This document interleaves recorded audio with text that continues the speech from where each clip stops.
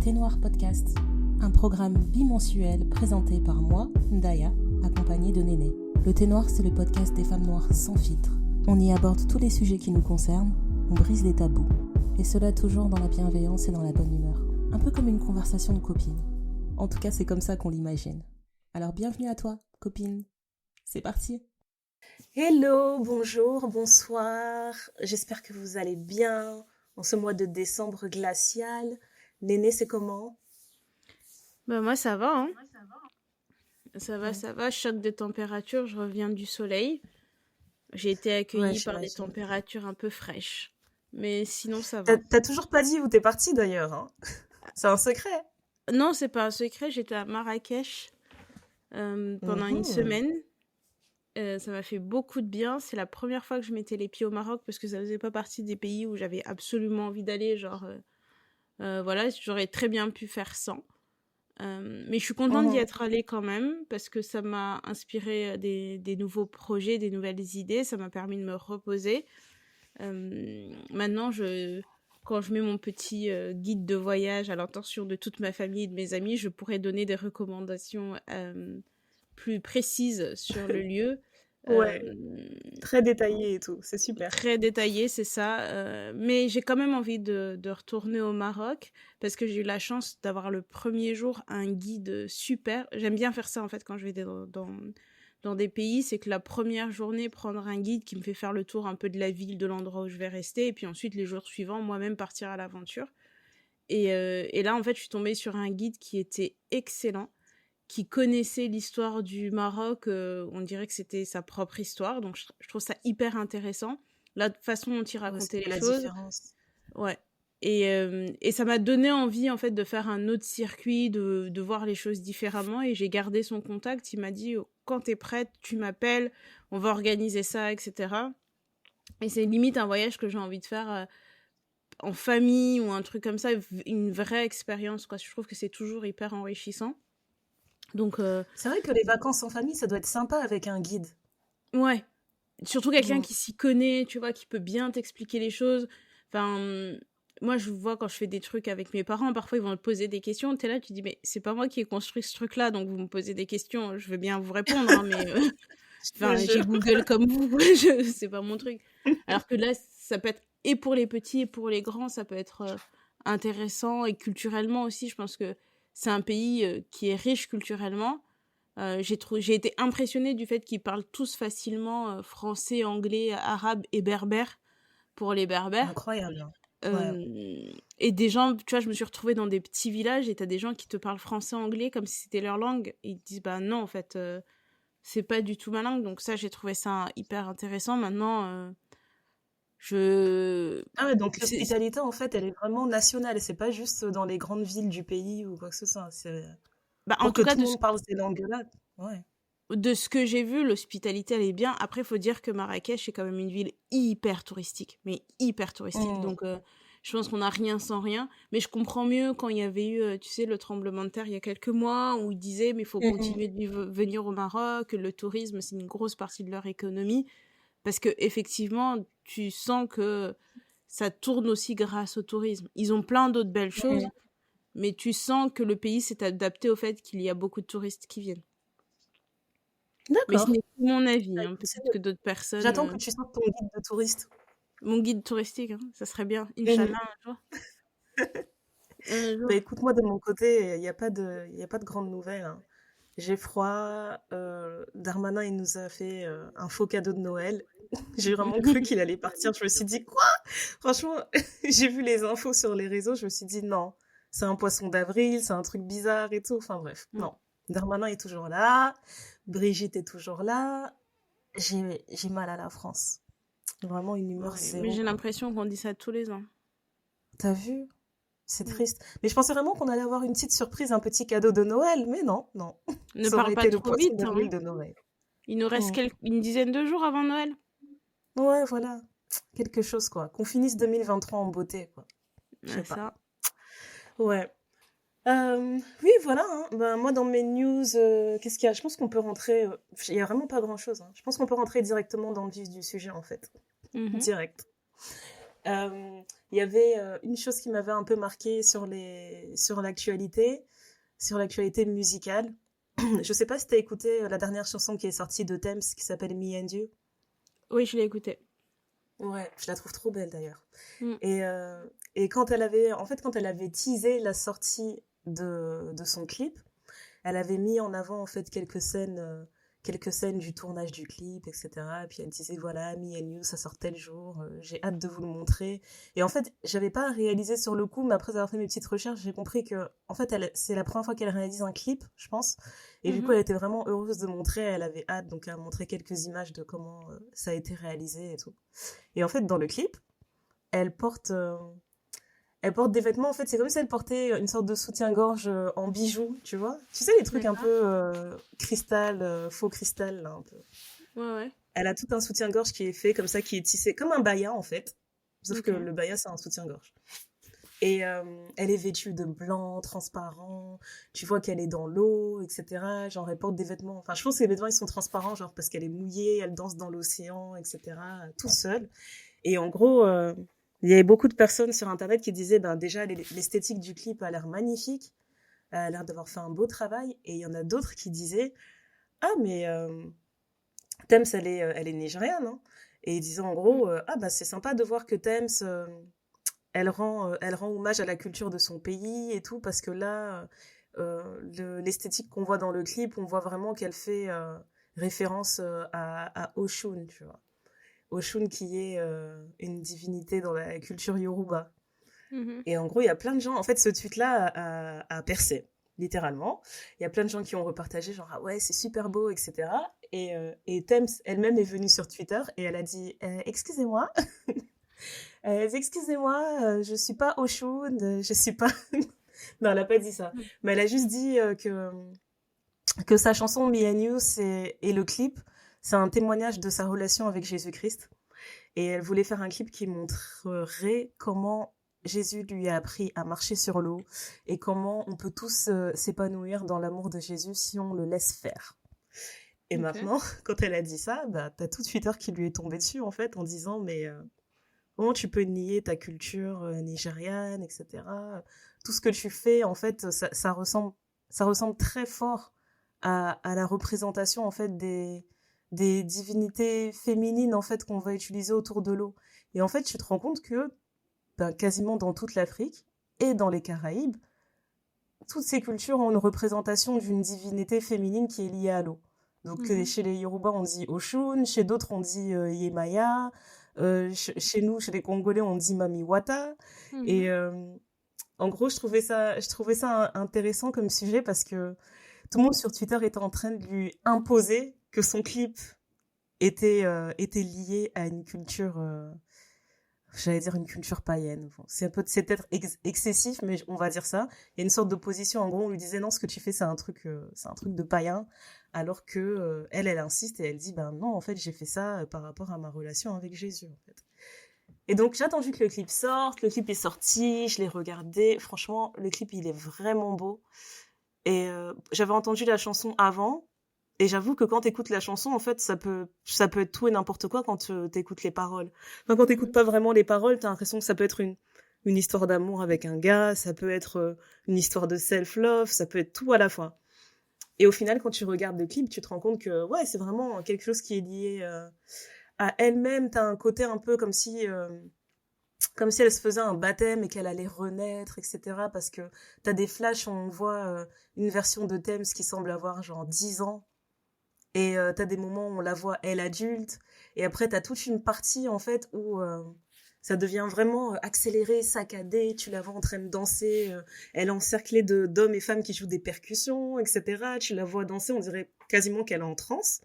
Et à la fin, tu la vois, en fait, être rejointe, je crois, par la version de Thames qui a 10 ans. Tu vois, comme si elles avaient fait la paix, quoi. Et je me disais, mais en fait, j'aimerais bien qu'on en parle dans le podcast, en fait, cette manière qu'on a de toujours opposer la religion et la culture africaine, parce que quand tu embrasses ta culture afro, et surtout j'allais dire de divinité, ce genre de référence, et ben c'est vite considéré comme mystique et comme complètement contraire à la religion, complètement contraire à la foi, tu vois. C'est ça que j'avais trouvé vraiment intéressant. Et dès le début, en fait, moi, quand j'ai vu les images de son clip, bah, moi aussi, j'ai pensé tout de suite au Mami Wata, etc. Et je me suis dit, j'attends de voir le clip sortir en entier. Et je trouve ça bizarre, en fait, parce que je sais pas si t'as vu le clip, mais quand tu le regardes, pour moi, il fait référence à la foi, mais il fait énormément référence à la culture afro, à la spiritualité afro, et donc à ce qu'on appellerait l'animisme, tu vois. Est-ce que tu l'as vu, le clip? Non, je l'ai pas encore vu, j'ai vu que des extraits et je m'étais dit que j'allais le regarder. Bah, comme tu as dit, la chanson, elle est vraiment belle, mais j'ai l'impression que tout ce que Tems fait, musicalement parlant, moi, ça me touche beaucoup. Je trouve que c'est une très, très bonne artiste. Et comme tu disais, il y a des... Le truc, c'est que elle est venue dire que son clip, c'était plutôt sa relation, elle, avec Dieu. Je vois pas pourquoi les gens vont dire, mais non, ça doit être ci, ça doit être ça, parce que c'est elle qui a écrit la chanson, c'est elle qui a conçu le clip. On peut s'arrêter à ce qu'elle en dit, puisque c'est elle la principale intéressée. Après, on peut lire, tu vois, on peut lire entre les lignes, faire nos interprétations, mais tout ça, ça me fait penser, tu sais, quand on faisait un devoir au collège, au lycée, en français, tu prends le texte d'un écrivain et on te dit qu'est-ce qu'il a voulu dire en parlant de ça, ça, ça. Et chacun peut avoir son interprétation un peu différente. Le seul truc, c'est que moi, j'ai grandi dans une maison où la spiritualité... j'avais deux spiritualités qui coexistaient. Il y avait les croyances qu'on a chez nous dans le village de ma mère et nos croyances Congo qui coexistaient avec la foi chrétienne en étant catholique. Et j'ai plus ou moins eu l'impression que c'est quelque chose qui fonctionnait plutôt bien. Mais en vieillissant, je me rends compte aussi que j'ai sûrement quelques lacunes, entre guillemets, en croyance Congo, parce que c'était plus facile pour moi à l'époque d'être exposée à la religion catholique, tu vois. Et tout ça pour dire que c'est... Pour moi, je pense que l'un n'empêche pas l'autre, mais j'ai l'impression qu'en vieillissant, tout doit être opposition. De la même façon que moi, on me disait en grandissant, tu peux pas être et française et congolaise parce que tu es née en France, donc t'es forcément française. Ben non, en fait, ça marche pas comme ça. On peut être plusieurs choses en même temps.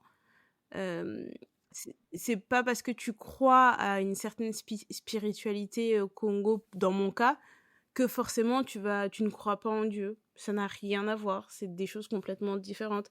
Et c'est marrant, quand on préparait cet épisode, je suis tombée un peu sur des textes qui parlaient un peu de Kimpa Vita, parce on va parler des Mami Wata, etc. Mais je suis retombée sur des textes qui parlaient de Kimpa Vita, machin, et je me suis dit, ah ouais, faut vraiment que je m'y remette, parce que en fait, je trouve ça hyper intéressant. Il y a tellement à apprendre, c'est complètement un monde à part, en fait. C'est Mais ça. c'est vrai que on va devoir faire ce travail, en fait, si on veut être vraiment en phase avec notre culture. C'est Et, ça. et en plus, tu vois, moi, je salue que tu fasses cet effort-là parce que je pense que ce qui est dommage dans notre génération et la génération de nos parents, c'est qu'il y a beaucoup de personnes qui ont dû, justement, pour affirmer leur foi, rejeter autre chose et ne jamais s'y intéresser, alors qu'au final, ça fait quand même partie de ton identité, en fait. Et je pense qu'il n'y a pas de mal à au moins se renseigner, en fait, sur ce que c'est avant de tout de suite diaboliser quelque chose et le fuir. Exact. Et franchement, ça m'a fait rire en fait quand j'ai pensé à cette histoire parce que je réfléchissais au concept de Mami Wata comme on en parle chez nous, tu vois. Il n'y a pas toute une histoire précise qu'on m'a apprise en fait là-dessus. J'ai juste compris que chez les Congolais, si tu dis de quelqu'un que c'est une Mami Wata, c'est une insulte, tu vois. Il y a une connotation un peu négative. C'est certainement pas quelque chose de positif. Si moi, demain, je commence à dire aux gens, oui, je suis une sirène, etc., on va m'insulter, on va me dire tout de suite, mais attends, mais elle a quel genre de projet, elle a de nouveau du mal, tu vois. C'est vraiment considéré comme quelque chose de, de malin, de néfaste. Et j'ai jamais compris pourquoi. Et le pire, c'est que j'ai beau demander à nos aînés, qu'est-ce que ça veut dire? Qu'est-ce que c'est une Mami Wata? Qu'est-ce qu'elle fait? Tu vois? Est-ce qu'il y a une histoire particulière? Est-ce qu'il y a un conte ou quoi? C'est Et quoi la non, on me légende? dit juste non, c'est pas bien, c'est mal vu, en fait. C'est tout. C'est ça le problème, parce que moi, depuis que je suis petite, je sais que quand on dit que Mami Wata, enfin, quand on te dit Mami Wata, c'est pas une bonne chose. Mais en quoi une sirène, ce serait pas une bonne chose? Parce que tu vois, quand tu étudies un peu la mythologie grecque ou enfin gréco-romaine, on te dit oui, les sirènes, elles chantaient pour dévier les bateaux des voyageurs, des choses comme ça. Donc là, tu comprends pourquoi c'est une mauvaise chose. Est-ce qu'une Mami Wata, pour nous, c'est la même chose? Est-ce que peut-être qu'elle chantait, qu'elle était incomprise et qu'en fait, c'était pour prévenir d'un danger et on l'a mal interprété? Je trouve ça vraiment... D'autant plus parce qu'on n'est pas, je pense, au pays. Je trouve ça vraiment dommage qu'on n'ait pas Ouais, l'histoire. Ça rend difficile, en fait. Je pense que c'est des choses dont on ne parle pas assez quand on parle d'expatriation. C'est que je pense que si on parle avec nos familles qui sont là-bas, ils auront plus de choses à dire que nous, parce que comme ils sont baignés dedans, il y a des choses qui se font automatiquement, ça fait du sens parce qu'ils sont dedans, parce qu'il y a quelqu'un qui leur a dit un truc, ils auront conscience de ça. Et même si nous, nos parents, ils veulent nous dire des choses, c'est un peu comme quand tu fais une passation au travail avec quelqu'un, t'auras beau penser à 1000 trucs, bah tu vas forcément oublier de transmettre un sujet parce que tu te dis, ben, ça ne viendra pas à l'idée en fait. Sauf si la situation se présente ou c'est un truc qui se présente une fois de temps en temps, l'occasion se présente et tu te dis, ah oui, au fait, il y a ça, il faut le gérer de telle façon. Et pour moi, c'est la même chose. Donc nous, on se retrouve, enfin comme tu disais, dans notre génération, avec une croyance, avec des termes qu'on ne peut pas utiliser, des choses qu'on ne peut pas faire, mais on ne sait pas pourquoi on ne peut pas le faire, et on va transmettre ça à nos enfants, ou pas du tout d'ailleurs, sans savoir pourquoi. Et c'est là où on perd un peu de notre identité.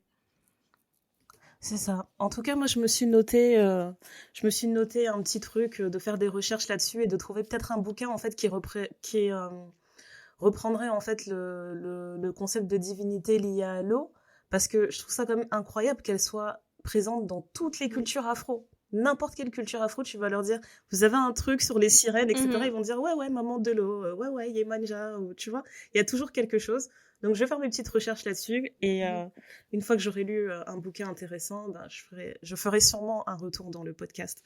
Mais voilà, je trouvais ça intéressant en plus, qui est vraiment qu'on insiste autant en fait sur la Mami Wata, qui a une connotation négative, alors que moi, quand je vois les petites représentations qu'on fait d'elle ou les chansons sur elle, déjà, je trouve les chansons belles.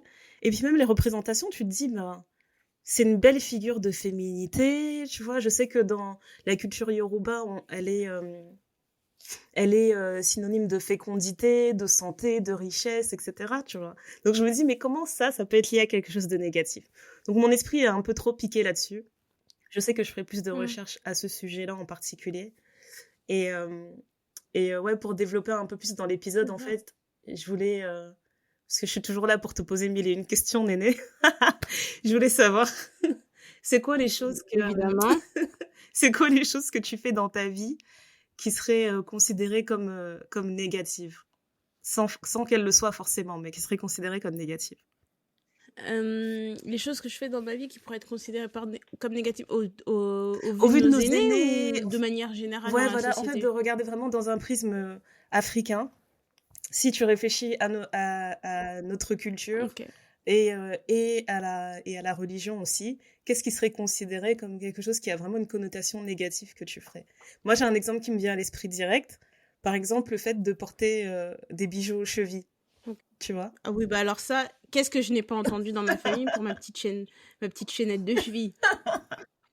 Et en plus, on me dit des trucs, j'ai dit, mais qui a dit ça en Qui? fait? On veut C'est juste un la bijou. source. Oui, mais ça veut dire, grosso modo, Non, mais grosso modo, t'es une pute parce que tu mets une chaîne de cheville. Voilà. Voilà. Un petit truc qui fait briller ta cheville, qui donne un petit côté sympatoche. Moi, je trouve ça mignon. Donc, pareil, un bracelet, c'est pas grave. Une chaîne de cheville, alors là, c'est C'est trop. ça qui me fait rire, en fait. C'est Enfin, exactement la il y même a, chose. Mais c'est juste mis à un endroit différent, donc c'est choquant. Ouais. C'est incroyable. Alors ça, c'est choquant. Je pense que même au niveau de notre culture, ma façon de répondre parfois, et d'affirmer que, enfin, mes limites, je pense que c'est très difficile pour eux, puisque culturellement, enfin, déjà, je suis une fille, et en plus de ça, je suis un enfant, donc on dit et j'exécute. Il n'y a pas de discussion possible ou difficilement. Je pense que pour certaines personnes, ça peut être un peu difficile. Le truc que j'ai jamais fait qui m'a pas intéressée, enfin, c'était les crop tops. Donc parfois, j'avais des t-shirts qui s'arrêtaient au niveau de la taille, et mon pantalon avait peut-être un demi-millimètre d'écart entre la fin de mon t-shirt et le début de mon pantalon. On me disait que j'avais un crop top. Et quand je vois certaines de mes nièces s'habiller maintenant, je me dis, ah, bah, elles sont en soutien-gorge. Parce que si moi j'étais en crop top, ça c'est un soutien-gorge. Tu vois comment on va mal vieillir? Oui. Non, c'est vraiment dommage. C'est vraiment dommage. Après, je pense qu'il y a aussi enfin, pour moi, c'est facile. Il y a le Ouais, tatouage. ça c'est sûr. Je pense que ça, c'est un peu difficile. En sachant que j'ai une de mes grand-mères qui avait des scarifications au niveau du visage. Donc, en fait, c'est ça que je trouve très étrange. C'est qu'elle a des marques au visage qu'on lui a fait quand elle était bébé. Et de mémoire, ce qu'elle m'a expliqué, c'était une façon de la protéger du mauvais œil, sans dire de bêtises. Mais moi, je suis tatouée et là, ça ne va C'est plus. incroyable, ça. J'ai dit, mais c'est un autre type de scarification, les mecs. Franchement, Donc, mais c'est vrai que pour le tatouage, moi aussi, j'avais eu droit à une ça va grande pas. discussion avec ma mère aussi. Elle m'avait dit quelque chose du style que quand tu fais un tatouage, en fait, peu importe ce que tu inscris sur ton corps, c'est comme si tu faisais un pacte spirituel. Et que c'est pas juste des ornements comme ça que pour rendre ton corps joli, c'est que ça a peut-être un impact différent sur ton corps, sur ta vie et tout sans que tu le saches. Et je me disais peut-être qu'il y a un peu de vrai dedans, tu vois, ça me semblerait logique quand même parce que ton corps c'est le seul que tu vas avoir toute ta vie. Peut-être qu'il y a un impact spécial en fait par rapport à ce que tu inscris dessus, puisque comme tu le dis, il y a une de tes aïeules qui a été scarifiée pour les mêmes raisons, tu vois, pour éviter le mauvais œil. Donc peut-être. Et en fait, ça m'avait fait rire parce que je vais expliquer justement comment j'avais choisi mes tatouages, qui pour moi en fait ont tous été choisis avec beaucoup de réflexion, etc. C'est pas juste pour décorer en fait. J'en ai vraiment discuté. Ils sont liés à des personnes que j'aime, etc. En plus, c'était important pour moi de pas écrire des choses en français ou en anglais sur ma peau. Je me disais non, moi je suis Congo, de l'ethnie Luba. Nous les Luba, on parle Chiluba, donc si je dois écrire sur mon corps, je dois écrire en Chiluba, tout ça. Ma mère, elle m'a regardée, elle m'a dit ça s'est arrêté là. Non, mais il y a ça, comme tu dis, enfin, il y a toutes ces petites choses, et la chose aussi qui me viendrait sans trop réfléchir, c'est le rapport qu'on a avec les cheveux. Parce que je sais que chez nous, quand tu as un deuil important dans ta famille, toutes les filles de la famille se rasent la tête. Et maintenant, aujourd'hui, si tu te rases la tête comme ça, t'as tout le monde qui va te regarder en te disant, mais qu'est-ce que tu fais, en fait? En fait, il y a plein de petites choses que je pense que je dois faire, qui doivent être à l'encontre de tout ce qu'on croit chez nous, ou qui doivent les déranger, mais on m'a jamais expliqué. Donc, il y a les choses que je sais parce qu'on m'a expliqué, mais pour les autres, là, c'est la liste que je donne comme ça, en étant prise sur le vif, quoi, mais faudrait que je réfléchisse, quoi, parce que tu peux pas porter tes cheveux d'une certaine façon, tu peux pas te maquiller d'une certaine façon, tu ne peux pas t'habiller d'une certaine façon, tu peux pas porter tes bijoux d'une certaine façon, parce que j'ai l'impression que tout signifie quelque chose. Et puis même quand tu t'assois ou que tu t'adresses à des personnes, il faut faire un certain rituel limite. Tout est en fait, j'ai pas le livre avec tous les codes, et j'ai l'impression que malgré mon âge plus avancé, tous les jours j'en découvre encore quelque chose de nouveau. Ah, t'aurais pas dû te dire ci parce que ça veut dire ça. Mais de la même façon Mais ce serait un concept excellent d'avoir un livre comme ça, hein. Un guide de la bienséance à l'afro. Bah oui, et en plus ça dépend aussi de chacune des familles. Parce que le problème, c'est qu'on a un grand pays, on a beaucoup d'ethnies, on a beaucoup de tribus. Tu vois, il y a les grands groupes, les sous-groupes et les sous-sous-groupes, quoi. Et ce qui est vrai chez moi n'est pas vraiment vrai chez les personnes d'à côté. Donc je trouve que c'est hyper compliqué, c'est limite presque trop spécifique, quoi. Dans la façon de t'habiller, la façon de te comporter, la façon même de gérer le mariage. J'ai des amis, on est de la même ethnie, mais tu vois que les codes sont différents. Je dis, mais c'est pas universel. Oui, non, mais parce que du coup, nous, dans notre sous-groupe, il faut faire ça en Mais tu plus. vois, Et c'est là, tu te dis, incroyable. waouh! Je te jure, non, mais vraiment, j'en ris, mais j'espère vraiment qu'on va réussir à trouver plus de sources parce que ça m'inquiète, en fait. Je me dis, au-dessus de nous, il y a encore 2 générations. Mais à un moment donné, ce sera nous, en fait, les plus anciens. Et qu'est-ce qu'on va transmettre, en fait, si ce n'est des superstitions? Parce que à C'est ça. partir du moment où tu racontes des choses, tu émets des règles sans expliquer le pourquoi du comment, ça devient juste de la superstition, en fait. C'est Oui, basé mais sur rien du tout et c'est dommage et c'est comme ça que ça le- se perd. Parce que moi, je veux bien croire quelqu'un qui m'explique ses croyances si c'est basé sur quelque chose. Si c'est juste basé sur ma mère me l'a dit et sa mère dira que sa mère lui a dit aussi, je vois pas pourquoi j'en ferais ma réalité en fait. Oui, mais C'est le truc, dommage. c'est qu'on vient d'un pays où la tradition orale est hyper importante. Et, le, et la difficulté que nous, on rencontre, je pense que c'est pas la même difficulté que nos cousins qui sont restés au pays rencontrent. Parce que justement, nous, on a été expatriés. Et tu sais, c'est de l'ordre de moments inattendus que tu vas apprendre des choses. Moi, j'ai eu des conversations avec ma grand-mère où elle commence à raconter un truc, et puis après, elle se rend compte qu'elle ne Mhm. devait pas raconter ça. Et puis elle dit, bon, de toute façon, foutu pour foutu, allons-y. Et donc, tu te C'est toutes dis, les mêmes. tu dis, ok.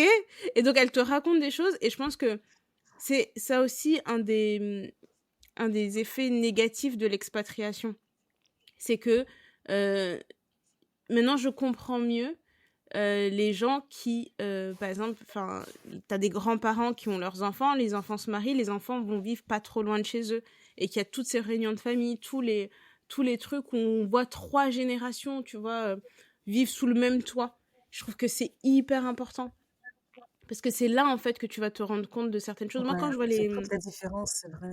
quand je vois les familles d'Amérique latine, comment ils sont, comment les réunions de famille se font, comment, tu vois, tous les Mexicains qui y a aux États-Unis, qui passent leur temps à aller au Mexique. Alors oui, effectivement, le Mexique, c'est juste à côté, mais qui ont gardé ce fort attachement, que les enfants parlent tous la langue, que les enfants, tu vois, ils gardent toutes les fêtes liées à leur culture, etc., et qui font tout.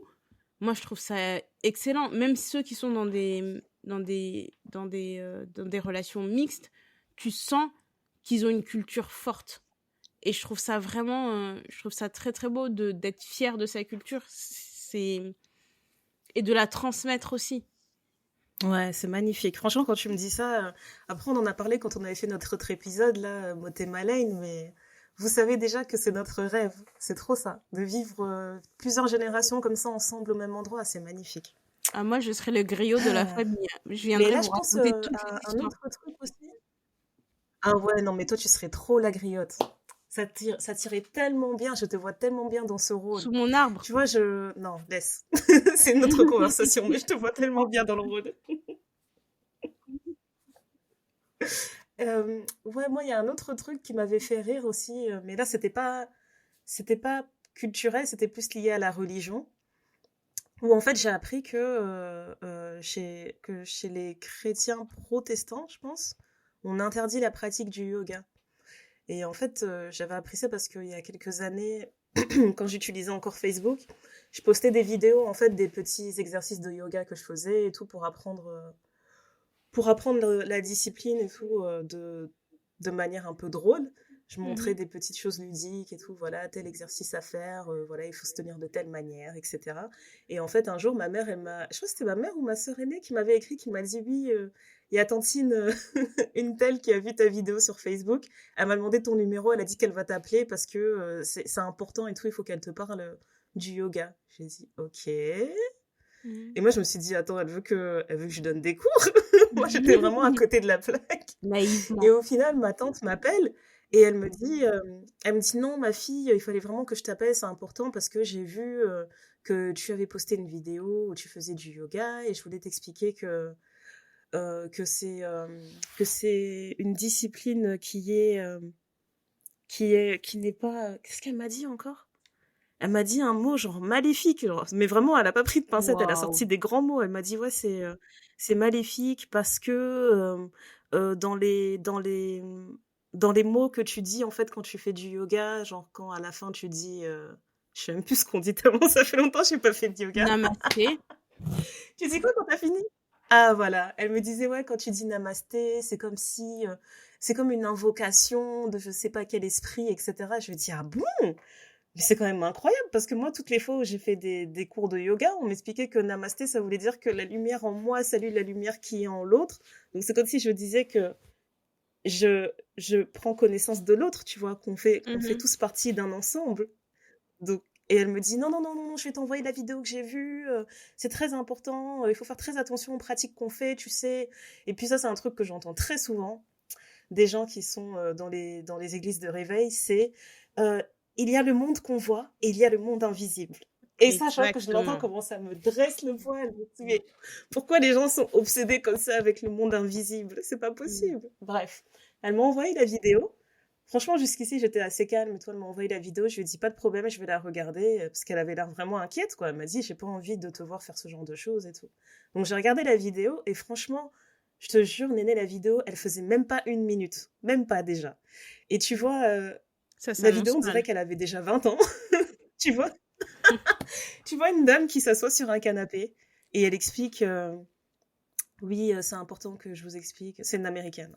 C'est important que je vous explique pourquoi vous ne pouvez plus pratiquer ce qu'on appelle le yoga qui nous est venu de l'Asie. Gna, gna, gna. C'est c'est une pratique. Elle a dit un truc genre c'est de la sorcellerie. Elle a dit oh, c'est une pratique où on, on vénère des dieux différents. Et dans chaque pause qu'on fait, etc., c'est comme si on permettait à ces esprits de prendre part de nos corps, etc. Et dans cette vidéo, justement, elle dit oui, le fait de dire namasté, ça veut dire telle chose, etc. Et la vidéo prend fin. C'est tout. C'est une dame qui est assise sur son canapé, elle dit ça. Fin. D'accord. Et moi, je demandais à ma tante, mais t'as une autre source ou elle me dit non, non, non. Telle dame, elle fait partie comment les Américains appellent ça, ministries de tel truc. Et elle a dit ça. Et donc ça suffisait en fait pour elle pour se dire qu'il fallait qu'elle annule complètement une activité parce que cette dame-là l'avait dit depuis l'outre-Atlantique. Là. Elle a fait une vidéo de 52 secondes où elle disait faut pas faire de yoga parce que ça. Et il y avait aucune source, il y avait rien. Et en plus je me suis dit pour le coup le yoga on sait exactement d'où ça vient. Tu vois, j'ai qu'à parler avec une personne d'Asie du Sud-Est et puis c'est bon quoi. Elle va me le dire, elle va me dire bah non en fait c'est ça. Mais après, je l'ai compris quand même. J'ai compris en fait que ça pouvait faire peur à d'autres parce que depuis que je suis à Londres, j'ai rencontré beaucoup d'Indiens et j'ai rencontré un ancien collègue en fait qui pratique vraiment le yoga comme une religion. D'accord. Et à chaque fois qu'on en discutait, il m'expliquait plein de choses, etc. Et ce que j'appréciais, c'est qu'il me disait, tu sais, même si tu es musulmane, le fait de pratiquer le yoga, après je dois faire une petite précision, parce qu'on dit le yoga pour ce qui est considéré comme un sport ou quelque chose comme ça, mais c'est pas ça qui s'appelle le yoga en fait. Le yoga, c'est un ensemble de pratiques en fait pour apprendre à vivre avec soi-même, mieux avec soi-même et avec le monde qui nous entoure. Et c'est une religion qui te permet d'atteindre la paix intérieure. Maintenant, ce que nous, on appelle yoga en Occident, en fait, ça s'appelle des asanas. Et les asanas, c'est juste uniquement les poses que tu apprends à faire pour tonifier ton corps, pour rester en forme toute ta vie, en fait. Et pour le purifier aussi, parce que il y a certaines poses que tu fais qui rejettent des toxines, etc. Enfin, c'est toute une discipline à part, quoi. C'est quasiment de la médecine douce, tu vois. Et donc, il m'expliquait tout ça, et je trouvais ça fascinant, en fait, de parler de ça avec une personne qui considère ça comme sa religion. Et il me disait faire juste des asanas tout seul à côté, là, que tu sois chrétienne, que tu sois catholique, que tu sois bouddhiste, que tu sois animiste, ça va rien changer à ta vie, en fait. Il dit ça, c'est juste pour purifier ton corps. Ça va rien faire d'autre. Donc, c'est pas une pratique à part qu'on peut considérer comme une religion. Et là, en fait, je me suis dit, enfin, j'ai une source qui m'a l'air quand même plausible, qui m'a l'air plus construite, pour ne pas avoir peur des asanas, en fait. Et ça m'avait tellement fait rire, cette histoire. Bref. En fait, juste le fait de voir la petite discussion là de thèmes sur Twitter, ça a réveillé toutes ces conversations que j'ai eues par rapport à des choses où on se dit tout le temps, non, il faut pas faire ces pratiques-là, c'est dangereux, etc. Et qu'il y a pas de, et rien n'est fondé en fait. Voilà. Oui, mais tout ça, c'est un peu Mais de toute façon, ça fait très longtemps que j'ai pas fait de yoga. c'est le problème que que j'ai l'impression qu'on a avec beaucoup de choses, c'est qu'on a des gens autour de nous qui ne connaissent pas ces choses-là, mais qui se présentent en tant qu'experts sur le domaine et ils vont t'interdire des choses. Et le problème, c'est que, par exemple, moi, je suis une enfant qui, depuis petite, j'ai toujours demandé pourquoi. J'ai besoin de comprendre les choses. Je veux bien que tu m'interdises de faire quelque chose, mais explique-moi pourquoi. Et la réponse que j'avais souvent, c'est oui, mais parfois, il n'y a pas y a pas toujours de parce que. Je dis si, en fait, si tu m'interdis de faire un truc, dis-moi pourquoi. Si tu m'expliques que le ciel est bleu, bah, t'as pas besoin de me dire pourquoi, je vois que le ciel est bleu, j'ai appris mes couleurs. Mais si tu me dis ne fais pas ça parce que tu vas te brûler, pourquoi je vais me brûler? Bah parce que c'est fait avec du feu, que la température monte et ça va te causer une brûlure. Je suis un enfant comme ça, donc je suis hyper chiante. Enfin, j'étais hyper chiante. Et même en tant qu'adulte, si tu viens me voir et que tu m'interdis de faire quelque chose ou tu me dis tu ne devrais pas faire ça, explique-moi pourquoi.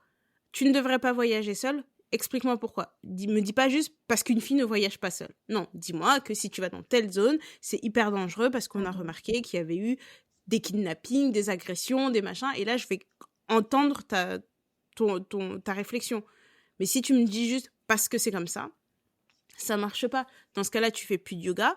Dans ce cas-là, tu te souviens l'époque où nos mamans ont découvert l'huile d'olive, que c'était meilleur pour la santé, pour le cholestérol, que l'huile de tournesol, et elles te faisaient tout à l'huile d'olive. Elles utilisaient ça n'importe comment, elles faisaient de la friture même.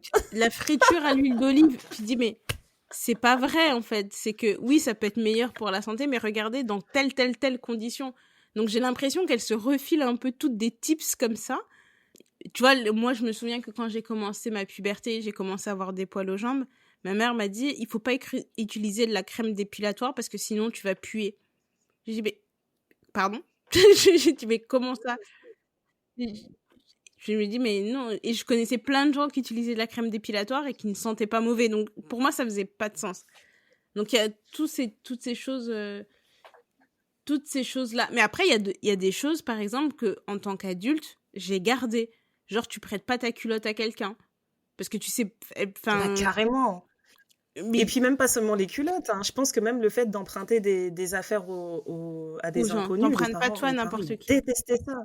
Ouais. Ouais, Genre, tu complètement, rentrais à ça la je suis maison, on d'accord. disait, ça c'est pas à toi. Tu dis, bah, un t-shirt blanc, basique, hein. Ça c'est pas à toi. Tu dis, mais. Non, ils connaissent la garde-robe par cœur.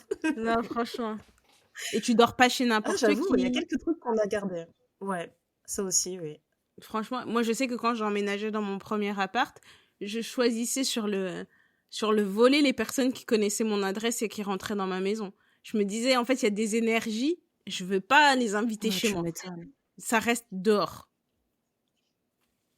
Non, mais je pense qu'il y a des trucs il y a plein de trucs qu'on a Exactement. gardés, hein. Ah non, on est tout à fait d'accord. Ah, moi, il y a un autre truc auquel je pense là. J'étais avec une amie qui est, elle est ghanéenne et elle m'a dit sa tribu c'est Ewe. Ewe. Je sais pas si ça se dit Ewe ou Awe. Je sais plus. Et en gros, elle me disait en rigolant, elle me disait ouais, on t'a jamais dit que les Ewe c'est des sorcières et tout, il faut se méfier d'elles. Et je lui dis écoute, moi j'ai pas connu beaucoup de Ghanéens dans ma vie, je te découvre, tu vois, je découvre la culture du pays avec toi. Et en gros, Ouais. elle me disait oui.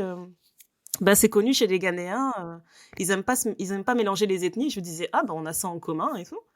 Et elle me dit, du coup, quand les ethnies, elles se mélangent, eh ben, ils disent souvent ça, faut faire attention, faut pas te mettre avec une femme qui est Ewe, etc. Et en fait, elle, je me rappelle une fois, on avait une longue conversation, on parlait de nos rêves et de l'idée de faire des rêves prémonitoires ou ce genre de choses, ou faire des rêves extra-lucides. Et en fait, on s'est raconté des moments où on a eu des rêves qui étaient trop lucides ou qui avaient l'air tellement vrais qu'on se demandait si c'était pas quelque chose qui allait arriver. Mhm. Et elle me racontait un truc. Franchement, j'en ai eu des frissons. Elle me disait, dis-toi qu'à l'époque où elle me raconte ça, elle est fiancée avec un homme ghanéen. Ok. Elle me dit, tu sais, Ndaya, depuis que j'ai 14 ans, je fais le même rêve où je suis dans une robe de mariée et j'avance vers l'hôtel et il y a un homme blanc qui m'attend. Et Waouh. donc, elle explose de rire, elle me dit, je pense que je dois pas épouser ce mec, c'est pas mon mari.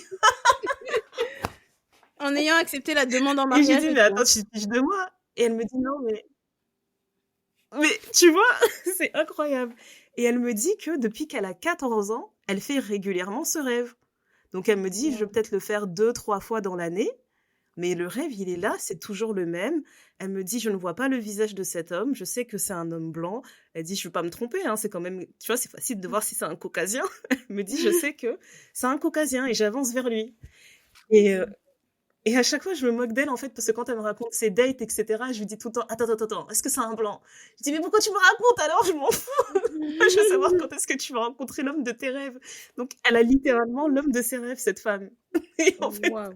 je trouvais ça trop drôle parce que je sais qu'il y a plein de gens qui ne croient pas aux rêves prémonitoires, ce genre de choses. Mais je me dis, pour avoir fait le même rêve toute ta vie, c'est quand même impressionnant. Il y a quelque Moi, chose, je me quoi. suis dit, mais je prendrais ça tellement au sérieux. C'est incroyable.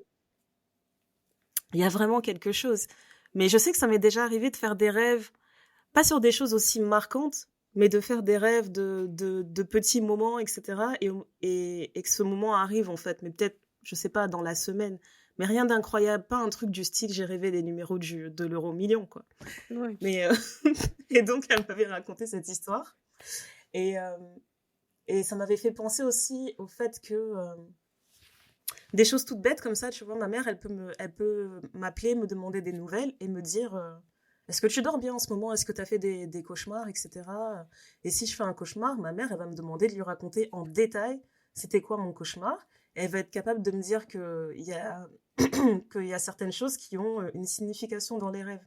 Je sais que Ok. j'étais enceinte de mon troisième enfant et je rêvais, c'était trop bizarre, je rêvais que j'étais avec les gens avec qui je suis d'habitude, mais qui tenaient tous des serpents, sauf moi. Et ça m'a fait paniquer en fait au réveil. Ouais. Je me suis dit, il faut que j'appelle ma mère. J'appelle ma mère en panique. Je lui dis, maman, j'ai fait un cauchemar trop bizarre, il faut que je te parle. Ma mère elle était déjà en mode, avant même que tu parles, ma chérie, prions. J'ai dit, d'accord. D'abord, On a first prié, thing etc. first. Et après, elle me dit, bon, raconte-moi. Je lui dis, maman, tout le monde tenait des serpents. Et je dis, tout le monde tenait des serpents. Et c'est comme si les serpents, ils essayaient de... Tu sais comment ils font leur hiss avec leur langue, là? C'est comme s'ils tiraient leur langue vers moi. Et moi, je les évitais, mais tout le monde tenait des serpents qui essayaient d'aller vers moi. Et je lui dis, maman, c'est grave. Et moi, j'étais tout de suite en mode, maman, et on est combattu, ça c'est de la sorcellerie, ça n'est pas normal, machin. Ma mère, elle me dit, oh non, non. Elle me dit, t'es pas enceinte? Je lui dis, je pense pas, je sais pas, mais je vais vérifier. Et elle me dit, non, parce que c'est vrai que chez nous, quand tu rêves de serpent, ça veut dire que t'es enceinte d'un garçon. Je lui dis, ah d'accord. Je lui dis, donc tous les gens qui tenaient les serpents, c'était ceux qui étaient en train de me donner le garçon. Enfin, je comprends pas. Et elle me dit, non, non, mais en général, quand tu rêves de serpent, etc., ça veut dire que t'attends un garçon. Et en effet, j'étais enceinte d'un garçon. Donc maintenant, je me suis dit, Voilà. la coïncidence, elle est pas extraordinaire non plus, parce que tu peux pas être enceinte de 1001 choses, tu vois. Oui, Que ce bien soit sûr. une fille, soit un garçon. Mais je trouvais ça trop incroyable, en fait, qu'il y ait des petites je sais même pas si on peut dire une superstition, mais qu'il y ait des significations spéciales comme ça dans notre culture et tout, même par rapport aux rêves, quoi. Il y a tellement de choses à apprendre, c'est incroyable. Non, c'est ça. Et puis, t'as des sensations parfois. Moi, je suis très forte. Enfin, je fais très attention à mon intuition. Elle m'a rarement fait défaut pour ne pas dire jamais. Et Ça te du fait rarement coup, défaut. ouais. Du coup, je pense que c'est quelque chose de notre côté, enfin, dans ma famille, je pense que c'est plutôt du côté maternel, où il y a certaines personnes qui, ils appellent ça le don de clairvoyance, quoi. C'est pareil, tu vas pas voir les chiffres du loto ou quoi aux Voilà, caisses, c'est ça, oui, c'est ça mais le t'as terme des que je cherchais. choses que tu sens mieux que d'autres et que tu appréhendes mieux que d'autres parce que, entre guillemets, t'as été préparé, tu vois. Moi, je me souviens d'avoir vécu enfin, certaines choses et après, ma mère me disait, ah oui, bah ça veut dire ça, pareil, hein. Tu sais, parfois, tu sais, c'est bête, hein. Quand on est en panique, on voit des trucs, on prend pas notre téléphone pour appeler notre père. On appelle nos mères, on dit, mais maman, il y a eu ça, et après, il y avait ci, et après, il y avait ça.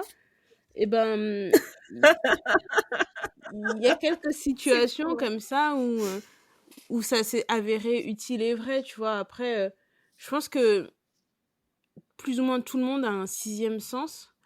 Il y a des gens qui choisissent de l'écouter ou pas, mais et c'est là où je te dis que par exemple la spiritualité et la foi peuvent coexister, parce que la foi c'est croire en quelque chose que tu ne vois pas. Tu vois les actions de Dieu, tu vas te dire ah Dieu et là quand je fais ça je sens la présence de Dieu, etc. Mais croire en ton intuition, ta spiritualité, parce que pour nous aussi ça c'est de la sorcellerie. Il y a des comportements, on va dire, ah, ça c'est une sorcière parce qu'elle a dit ci, elle a dit ça et ça s'est réalisé, etc. Alors que pas du tout. Peut-être que tu es juste une personne qui est très alignée et qui voit des choses et qui sent des choses et que du coup, tu peux préparer les gens autour de toi. C'est un truc, je sais pas, c'est beaucoup Exactement. c'est beaucoup trop étrange. C'est un sujet, qui moi, parfois, j'ai du mal à en parler parce que tu passes facilement pour quelqu'un de dérangé mentalement. Mais il y a des Bah, trucs, complètement. tu vois, il y a des trucs, par exemple, moi, il y a beaucoup de choses auxquelles je crois que je garde pour moi. Et par exemple, j'ai une de mes amies d'enfance qui, elle, est caucasienne et qui croit aux voyantes. Et qui, depuis des années, me dit, mais viens, on va voir une voyante. Et pour moi, voir une voyante, c'est de la sorcellerie. Donc, elle me dit, mais tu sais, parfois, t'as pas besoin de venir. Donne-moi juste une photo de toi et un truc, et je vais lui poser des questions. J'ai dit, non, je veux pas savoir. Ça m'intéresse pas de voir de voir le futur. Je veux vivre mon truc, parce que sinon, je vais faire une focalisation Bah, là-dessus. carrément. Mais elle va voir des voyantes. Elle en a une en particulier. Elle me dit, elle est vraiment bien. Et si un jour tu te sens prête, on peut aller la voir ensemble. Elle me dit, parce que moi, elle m'a révélé des choses sur ma vie, à des moments où tu te dis, bon ben, c'est sûr et certain, ça va plus jamais arriver. Et c'était beaucoup trop précis. Elle me dit, la meuf, elle me connaît pas. Elle m'a dit ça, ça, ça. C'est beaucoup trop précis pour quelqu'un qui me connaît pas. J'ai dit, tu vois, ça, c'est de la sorcellerie. Je vais pas là-bas. J'ai dit, moi, chez moi, si je fais ça, après, Mais mes carrément. ancêtres, ils vont se réveiller. Non. Non, merci. Ah Mais, non, c'est trop ça. Moi, j'aime pas les histoires comme ça. Loin des mais moi. tu vois, mais pourtant, je suis la même personne qui va te dire, ah bah, tu peux pas mettre le pain de telle façon sur la table parce que sinon, ça veut dire ça comme ça. Ah, mais tu peux pas faire telle chose de telle façon parce que sinon, ça veut dire ça. Donc, tu vois, tout ça, pour moi, ça rentre dans des croyances, je dirais presque extraordinaires, même si pour moi, ça ne l'est pas. Mais chacun a son niveau de tolérance, etc. Et donc, du coup, moi, je me dis, Ouais. aller voir une voyante, ça va contre ma foi et contre ma spiritualité. Je peux pas faire deux contre. Ça marche pas. Un, ça peut passer. Non, mais en Deux, c'est plus, trop. franchement, si on réfléchit vraiment au truc de voyante, moi, ce qui m'embête, c'est que c'est une inconnue. C'est une inconnue, c'est une parfaite inconnue. Si on me Mm. disait que, je sais pas, on a une organisation spéciale dans notre culture qui fait que dans chaque famille, il y a une personne, genre son don, c'est ça. Tu peux aller la consulter, elle va te donner des infos, etc., sur la famille, sur l'avenir, sur tes entreprises et tout. Je serais peut-être moins effrayée. Mais une parfaite inconnue, elle te dit donne-moi tel truc, donne-moi un peu de ça, donne-moi truc, tourne en rond, crache ici. Allez hop, elle Non, commence à te elle sortir fait des pas choses sur ta ça. vie. Non, Elle te c'est ça que je trouve regarde. incroyable, moi. Elle te regarde et elle se dit je sens et elle te dit des choses vraies. Moi je vais pas Elle te là-bas. regarde juste en plus. Non, mais ça va pas Moi du je tout. vais pas là-bas. Une fois il y avait une dame, tu sais une diseuse de bonne aventure, un job d'été que j'avais fait quand j'étais beaucoup plus jeune, qui en fait elle te lisait les lignes de la main.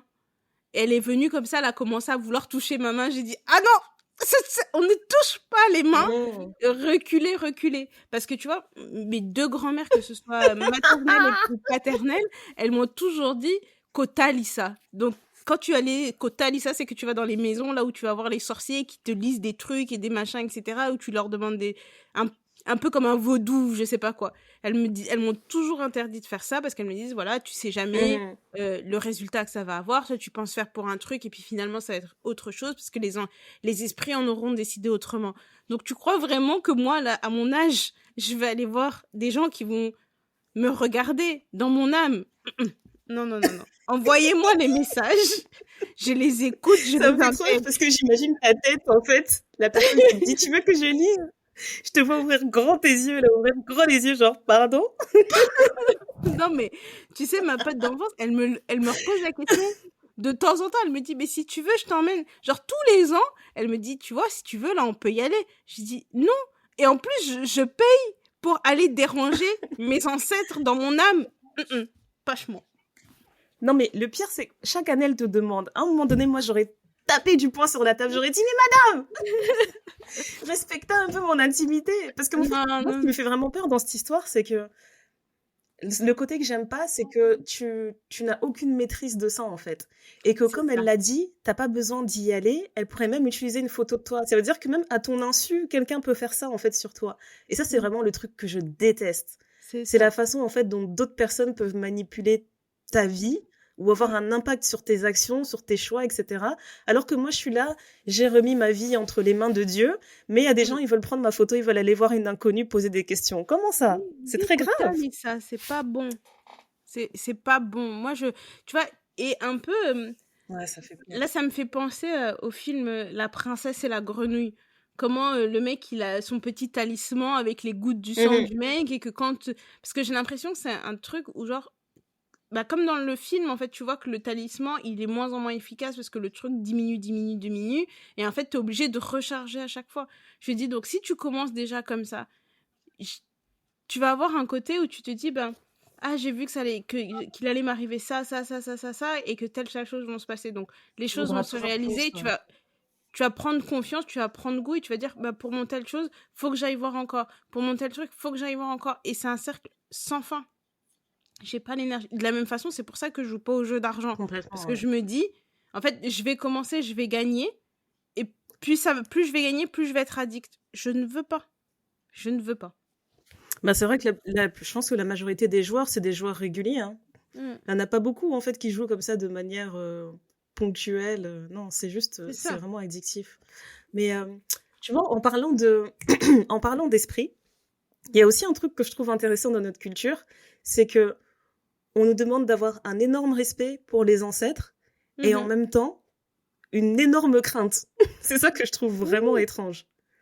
Parce que je me rappelle d'une histoire qui m'avait vraiment marquée. Je sais pas si c'est vrai, je sais pas si c'est faux, mais c'était un truc qu'on m'avait raconté. Il y avait eu un deuil dans ma famille et le deuil, il s'était pas fait chez nous, en fait. La veillée ne se passait pas chez nous, en tout cas. Et qu'en gros, je pense que c'était une tante qui racontait qu'elle était à une veillée et qu'il y avait un enfant qui était là pendant la veillée, qui d'un coup s'est mis à parler avec la voix du défunt pour lequel on faisait la veillée, tu vois. Et qui a dit, je sais pas, 2 3 phrases comme ça dans notre langue, comme si, tu vois, comme si l'ancêtre avait décidé d'utiliser la bouche de l'enfant pour faire passer un message de l'au-delà, tu vois. Et donc, elle nous racontait ça normal et tout, en mangeant ses beignets au calme. Elle dit, ouais, l'enfant, il a dit ça. Et moi, j'étais en mode, quoi?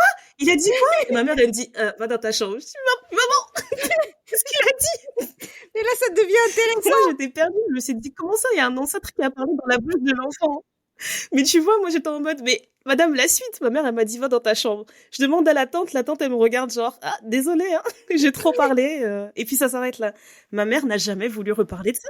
Elle n'a jamais voulu reparler de ça. Et je trouve ça incroyable parce que on est tellement élevés avec un amour de la famille, avec un amour de nos racines, et on nous demande d'avoir un énorme respect pour ça, en tout cas pour nos anciens tant qu'ils sont vivants. Et dès qu'ils passent dans l'au-delà, eh ben, c'est considéré comme quelque chose de diabolique, en fait. Si t'as l'impression d'avoir eu un contact ou un message ou quoi que ce soit qui vient d'un ancêtre. Alors que j'ai l'impression que s'il y a bien un truc qu'on a en commun, peut-être avec certaines cultures asiatiques, c'est que on a cette façon d'imaginer que les ancêtres veillent sur nous, tu vois.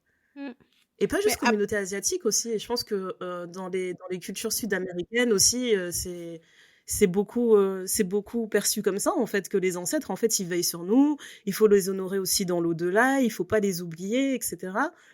Mais je comprends pas, en fait, cette dualité qu'on a, en fait, de la même manière qu'on les craint énormément, comme si, quand t'arrives dans l'au-delà, tu deviens forcément un être qui veut du mal. Enfin, je trouve ça vraiment étrange.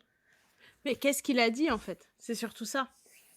C'est qu'est-ce qu'il a dit, quel était le rôle dans la famille, quel était son truc. Parce que j'ai l'impression que la façon dont le message est délivré, ça dépend beaucoup de la personne.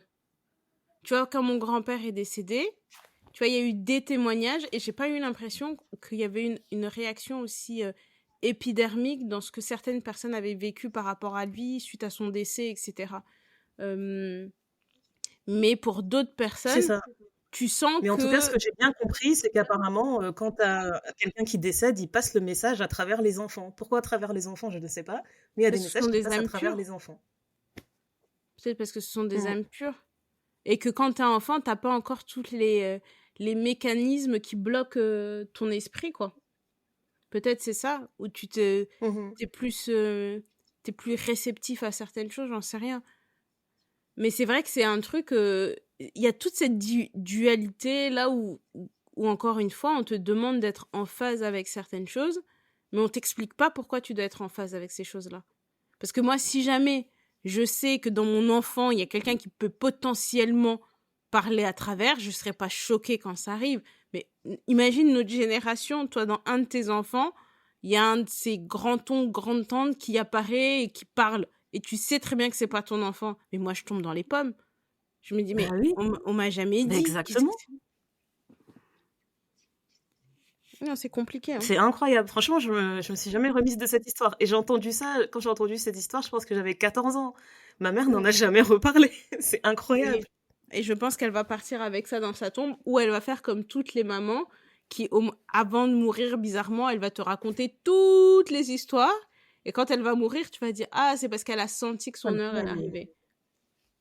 Ça, c'est la folie de ça. Franchement, bah, ça va prendre son temps, hein, si elle a des histoires à raconter, parce que cette dame, vraiment, ouf! C'est quel journal intime qu'elle garde comme ça?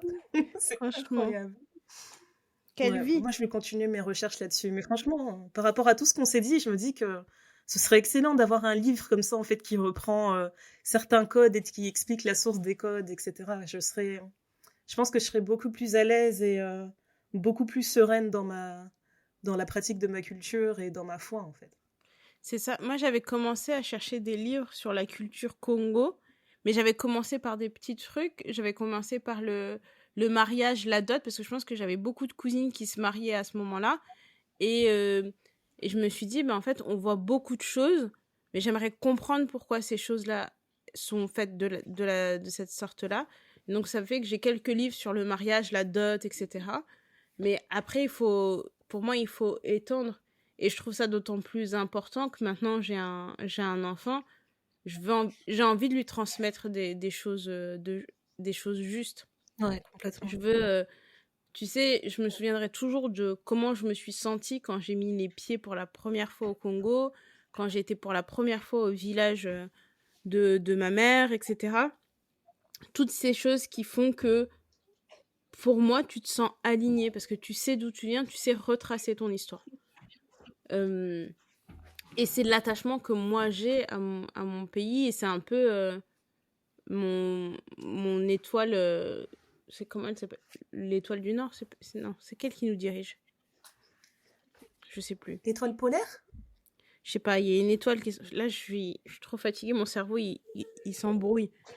Mais tu vois, You and me, you and me. c'est ce qui est un peu... C'est un peu ma boussole, tu vois. Je me dis, en fait, je sais identifier d'où je viens, je sais où est-ce que je vais, et mes motivations... Parce que, pour moi, il y a des choses qui me motivaient, je ne comprenais pas pourquoi ça me motivait. Je ne comprenais pas pourquoi j'étais affectée de la sorte par telle ou telle chose, en fait. Et en voyant d'où je venais et en mettant des visages sur des noms, etc., et que quand je me rends compte que la façon dont je suis, j'ai une tante qui est comme pareil, j'ai un oncle qui est pareil, j'ai une cousine qui est pareil, ou un cousin qui est pareil, je me dis, ah ok, donc en fait, je suis pas la seule. Et ça fait du sens dans son entièreté. On n'est jamais seul dans ce monde, mais le fait de pouvoir tout retracer, en tout cas pour moi, ça m'a fait beaucoup de bien et ça m'a renforcé dans l'idée de connaître, de mieux connaître ma culture au-delà de ce que mes parents m'ont transmis. Et quand je parle avec des amis qui sont comme moi, des expatriés, ou même quand on en parle toi et moi, tu te dis, bah ok, on est de deux groupes différents, mais ce que j'échange avec toi, je peux parler avec une autre personne du même groupe que toi et puis on va me dire des choses qui sont globalement différentes. Je dis, mais il n'y a pas de consensus entre vous, en fait. Donc, nous, dans notre groupe, il n'y a pas de consensus. Il y a les généralités où on va te dire, ah, les Loubas sont comme ça, les Congos sont comme ça, les machins sont les Mongos sont comme ça. Mais après, quand tu vas dans les groupes, tu te dis, bah, lui, il a le comportement d'un mongo, mais en fait, c'est pas un mongo, c'est un machin, et puis en fait, c'est un louba, mais parce que si. Et là, tu dis, mais en fait, les mecs, faut m'expliquer. Parce que vraiment, là, je suis complètement perdue. Il me Vraiment, faut le guide. c'est Dites-moi, ça. c'est dans quel chapitre, leçon numéro combien, parce que je ne comprends pas. Mais c'est ça. Mais, ou alors, tu vois, moi, ce que j'ai quand même. Je trouve que c'est vraiment une chance et une bénédiction de grandir avec ses grands-parents à côté. Je pense qu'il y a pas de, il y a peu de plus belles richesses que ça parce que c'est eux qui vont te dire, c'est eux Ouais, qui j'insisterai sont un peu jamais la assez mémoire là-dessus. de la famille, etc. Et quand je vois mes grands-mères qui ont pu voir leurs arrière-petits-enfants, qui ont pu parler, les porter, etc. Je me dis mais c'est, elle est là notre richesse, elle est là notre mémoire. Mhm. Complètement. Mais écoute, j'ai l'impression que tu as bien conclu le sujet, hein. Merci beaucoup. Ouais. Très bon travail. Merci, j'aurai des bons points, je pourrais, je pourrais être tranquille. Ah oui, carrément, carrément. Ok, du coup, tu as deux options pour finir l'épisode. Soit du gossip, soit une question d'une auditrice. Allons pour la question. Ok, très bon choix, Madame Néné, très bon choix. Alors, la question anonyme qu'on a reçue, c'est... oui, on l'a reçue en anonyme sur Not Gonna Lie, qui est un site qui permet d'envoyer des questions au thé noir, en gardant son anonymat, parce qu'on sait que vous êtes des peureuses. Donc, envoyez-nous vos questions sur ngl.link/thé noir podcast tout attaché 2, et on y répondra pendant l'épisode, ou peut-être sur notre compte Instagram. Alors, la question du jour, c'est comment gérer la partie soumission et obéissance dans le mariage. Je vais bientôt me marier avec mon chéri de 4 ans et c'est un sujet de discussion où on se prend la tête parce que ça ne passe pas pour moi. Et franchement, quand on a reçu cette question, on s'est demandé, mais elle est sûre qu'elle écrit en bonne personne parce que je ne sais pas si on va lui donner les bons conseils. Bon, c'est-à-dire C'est incroyable. que c'est un peu bon. Si on doit commencer quelque part, effectivement, d'abord, on s'est regardé et on s'est dit, oh Voilà. waouh, waouh. Après, nous sommes des personnes sages et matures. Euh, je te laisse Non, mais j'imagine commencer. que c'est ce qu'elle s'est dit, hein. Ouais, parce que moi j'ai réfléchi à ce grand débat qu'on a tout le temps. C'est vraiment un débat éternel sur qu'est-ce que la soumission veut dire dans le mariage, qu'est-ce que Mhm, l'obéissance veut dire dans le mariage, etc.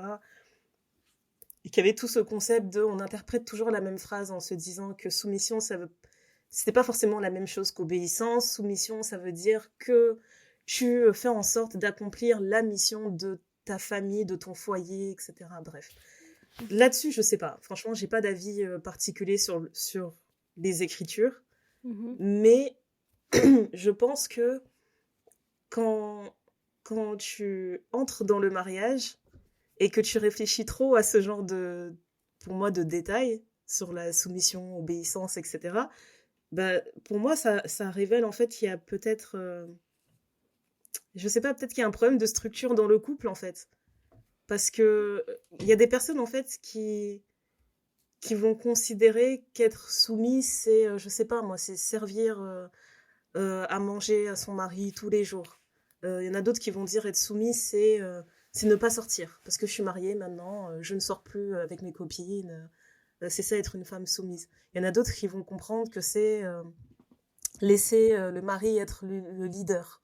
Tu vois, chacun a son interprétation de la soumission.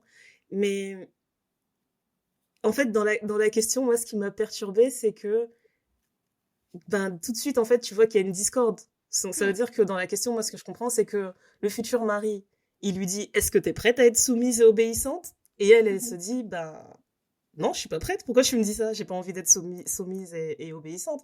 Donc, le premier conseil que je donnerais, ce serait, est-ce que vous devez vous marier maintenant? Est-ce que vous êtes sûr que vous voulez vous marier maintenant? Ou est-ce qu'il serait pas intéressant, justement, de discuter des bases, des fondations que vous allez mettre en place en tant que couple, quoi?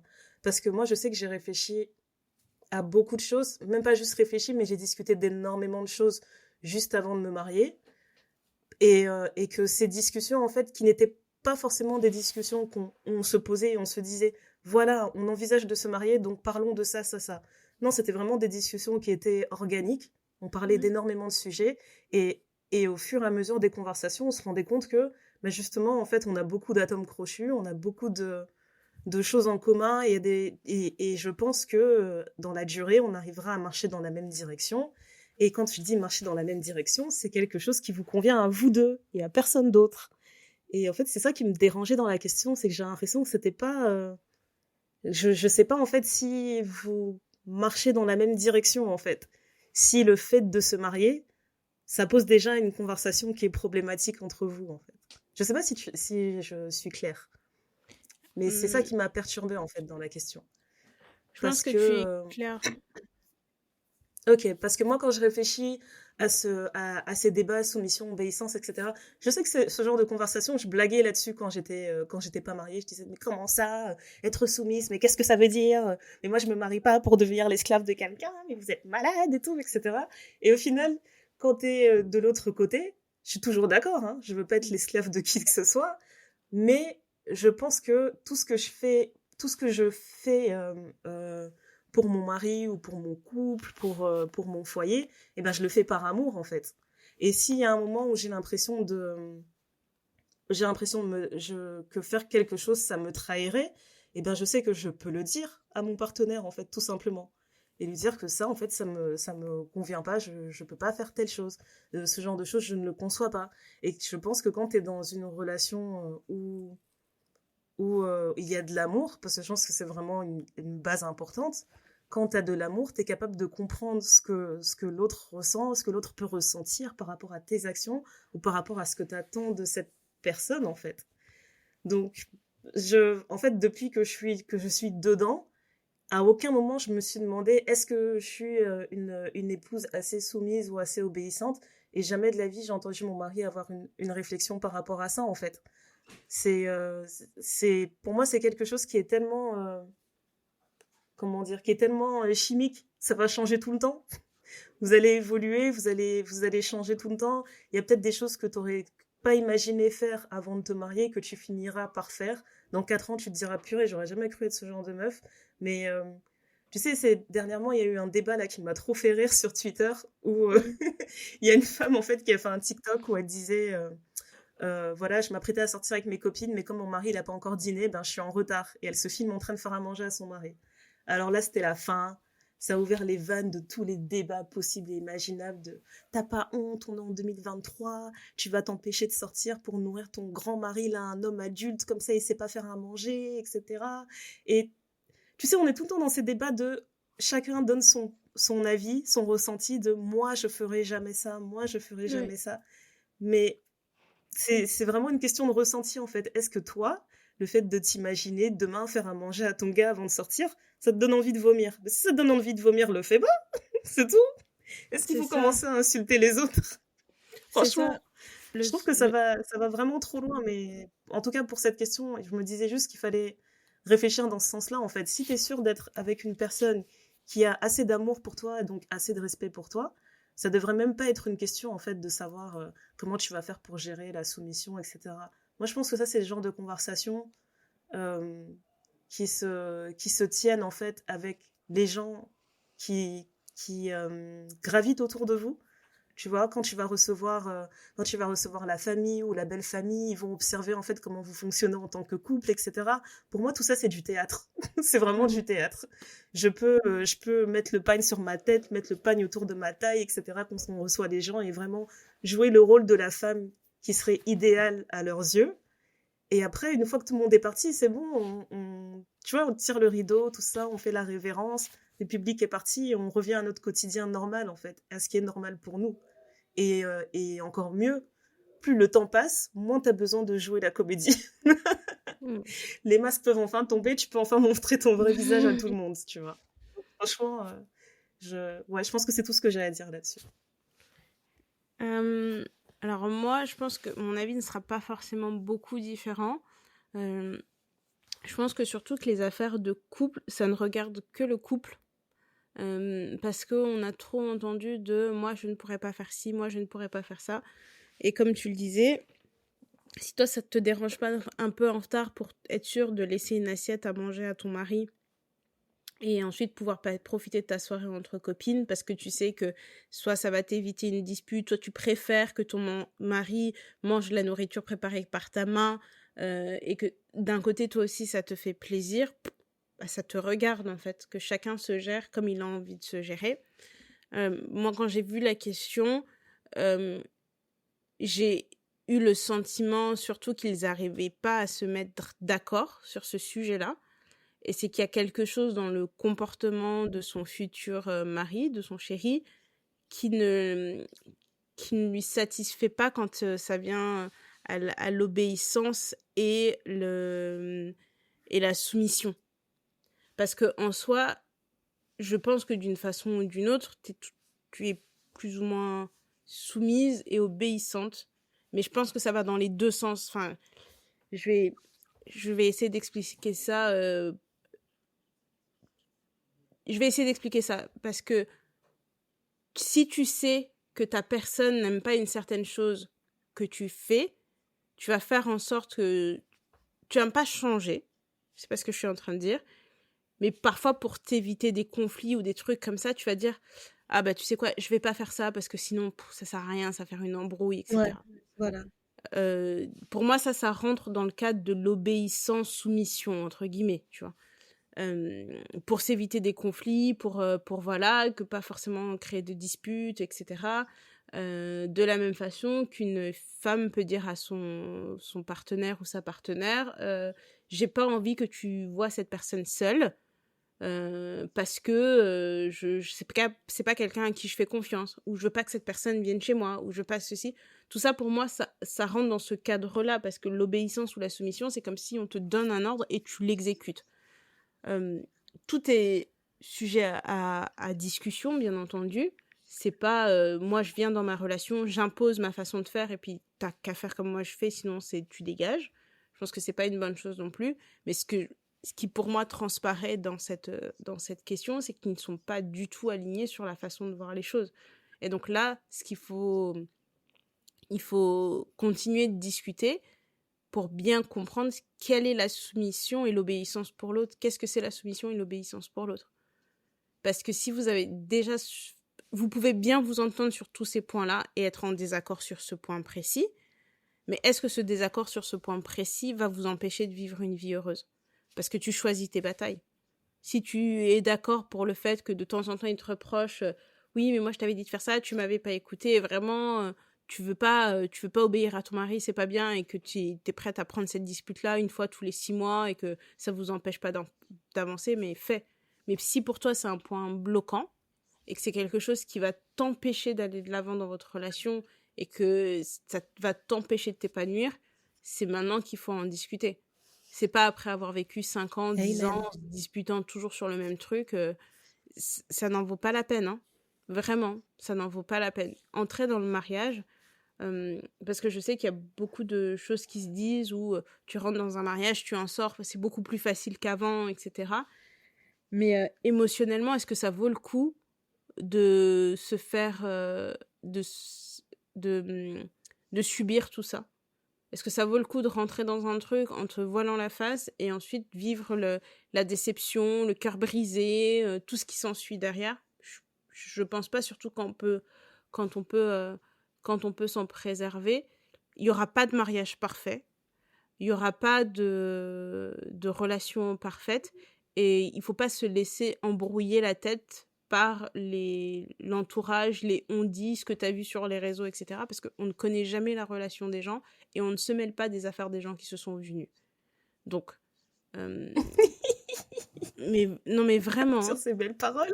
Non mais vraiment. Tu fais des super conclusions aujourd'hui, ça déchire. Écoute, quand mon cerveau est dans le brouillard, faut croire que c'est une bonne chose. Bah, merci énormément. Moi, j'ai terminé de mon côté. Je pense qu'on a bouclé l'épisode. Parfait.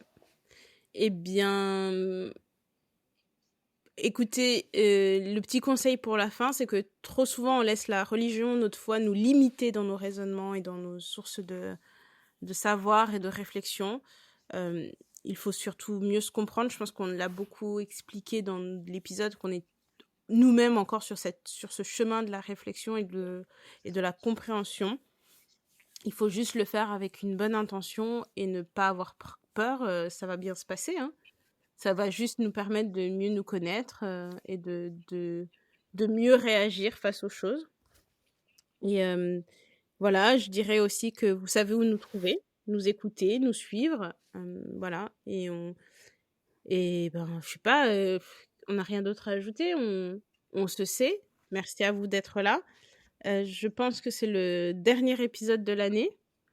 Vous savez qu'on est bientôt en pause. C'est le moment de la pause. Hein. Le mois de janvier arrive. Nous aussi, on va hiberner pour revenir plus belle et plus forte en février, pardon.